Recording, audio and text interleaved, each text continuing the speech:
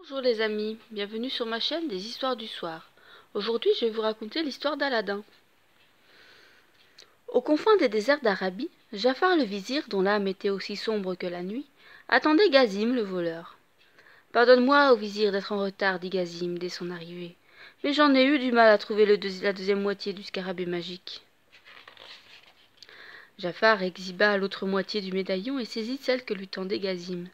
« Regarde, Yago, murmura-t-il au perroquet perché sur son épaule. « Quelle splendeur !»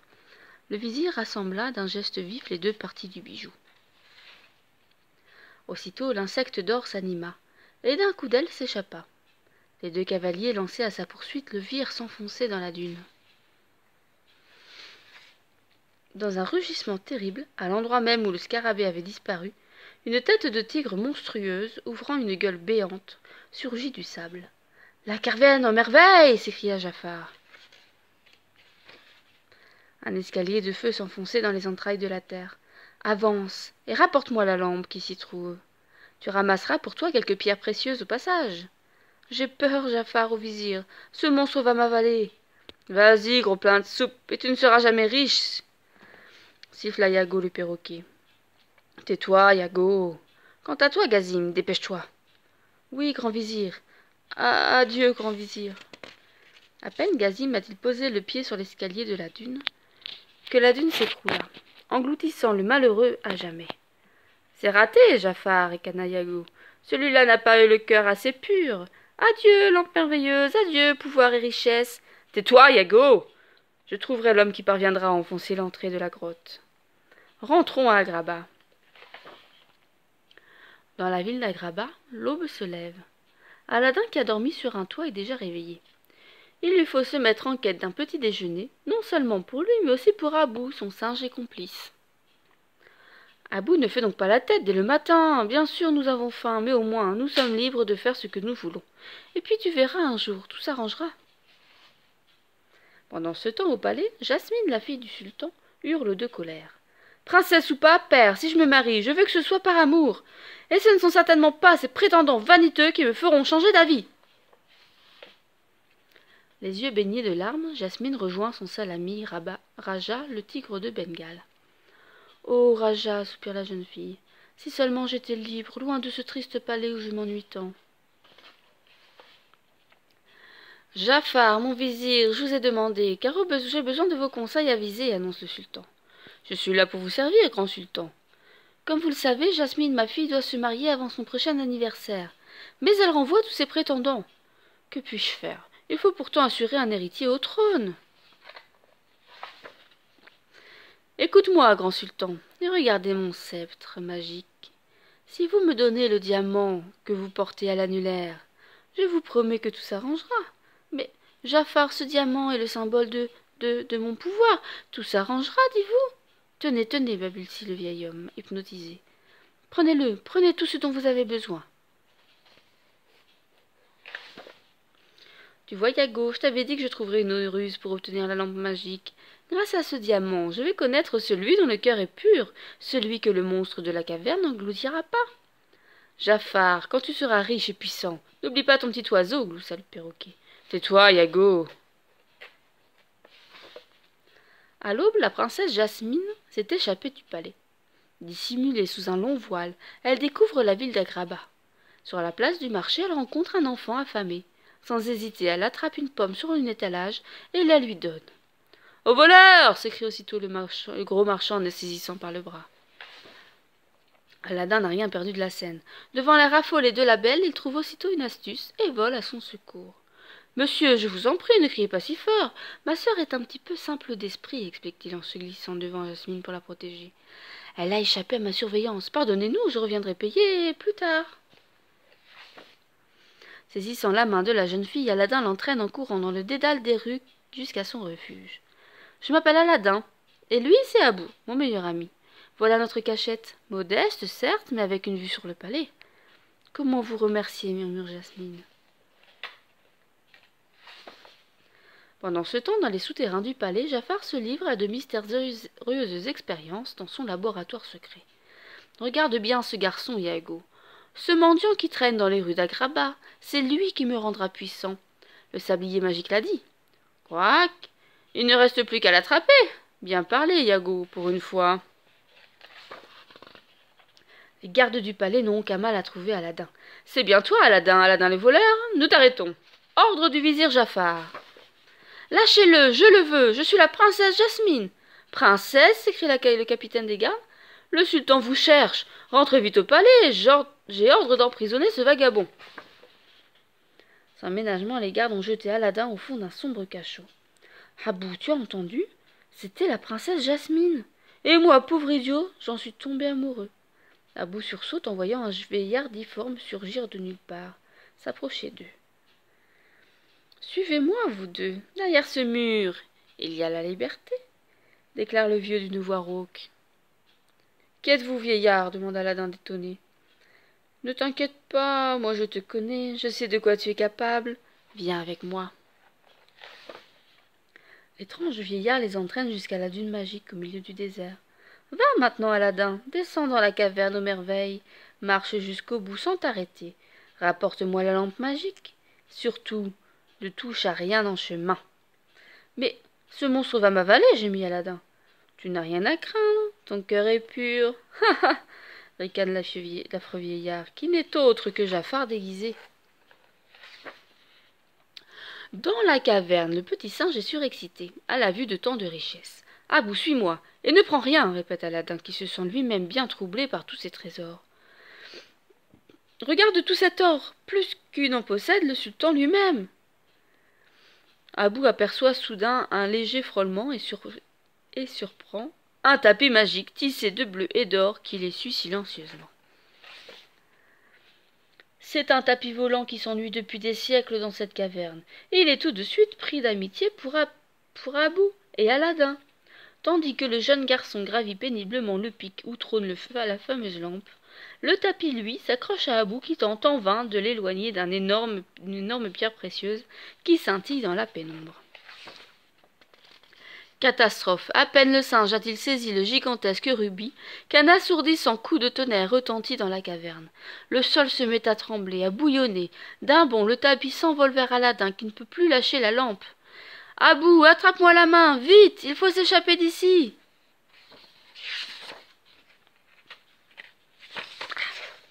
Agrippés au tapis magique, ils parviennent à remonter jusqu'à la sortie. Vieil homme, aide-nous! La lampe! Donne-moi la lampe! hurle Jafar.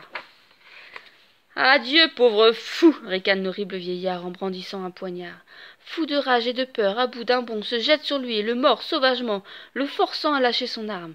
Alors, d'une secousse, Jafar fait basculer Aladin et Abou dans le gouffre. Après une chute vertigineuse, tout s'apaise soudain. Aladin, Abou et le tapis se retrouvent tous trois au fond de la caverne, prisonniers mais indemnes. Abou, tu as repris la lampe, bien joué!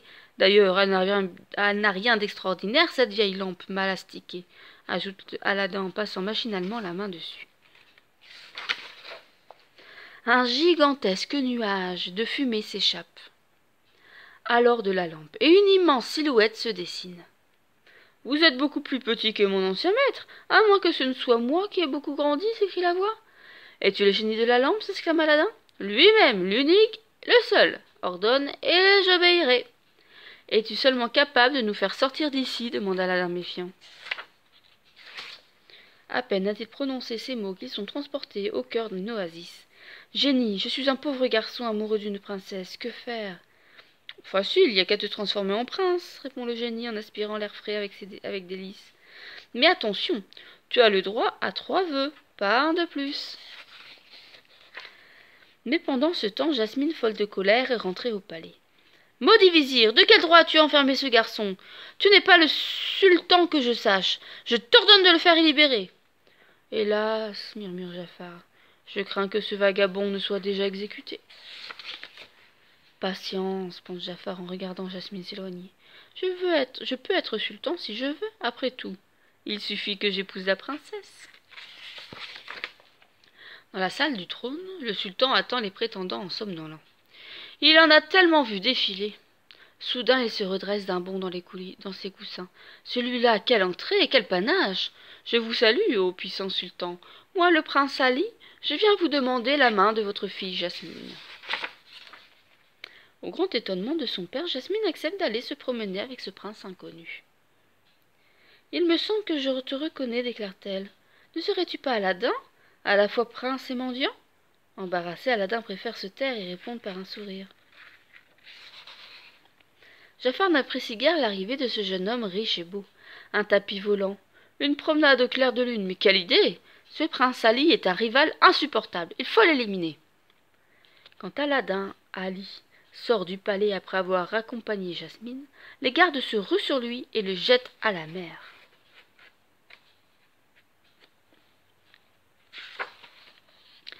Mais la chance est du côté d'Aladin. Son turban se déroule dans l'eau. La lampe tombe et le génie apparaît aussitôt. « tente de dire Aladin. « Je t'ai compris, mon petit gars. Je veux dire, maître, tes désirs sont des ordres. Direction la terre ferme. Prêt? Partons !» Pendant ce temps, Jasmine parle du prince Ali à son père. « Père, je veux épouser le prince Ali. »« Père, vous m'écoutez? Vous avez les yeux dans le vide. » Jafar, armé de son sceptre, hypnotise le sultan. Jasmine sera sa femme. De toute façon, le prince Ali est au fond de l'eau. « Jasmine, ma fille, vous devez épouser mon fidèle vizir, bredouille le sultan. « Jamais, s'écrie Jasmine. Père, mais que se passe-t-il » Mais Ali est sain et sauf, et Jafar comprend que le prince Ali et Aladin ne font qu'un. Dans ce cas, le prince Ali détient la lampe. Yago, va! Cherche dans les appartements du prince et trouve-moi cette lampe. Et Yago rapporte la lampe. Le vizir s'en saisit, fait apparaître le génie et s'écrie « Je suis ton maître, fais de moi le sultan !» À ce moment, Jasmine et son père présentent Aladin. Le prince Ali, à la foule. « Longue vie au jeune prince !» Mais derrière eux se profile l'ombre sinistre de Jafar. « Génie !» hurle Jafar. « Voici mon deuxième souhait. Je veux être le sorcier le plus puissant de la terre et faire disparaître de ma vue ce locteux d'Aladin, l'envoyer mourir dans le froid et la glace. »« Oui, maître. » Et Aladin se réveille au sommet d'une montagne glacée couverte de neige. Et il ne lui faut que quelques minutes pour comprendre ce qu'il s'est passé. « À bout la lampe, c'est Jafar. Il faut rentrer à Agrabah pour protéger la princesse. Tapi, peux-tu nous conduire? Alors en route, les amis. » Le premier souhait de Jafar est accompli. Il est devenu sultan à la place de l'ancien sultan. Jasmine doit le servir sans mot dire, enchaîné au sceptre diabolique. Quant au sultan, le vrai, il n'est plus qu'un ridicule pantin tiré par des ficelles.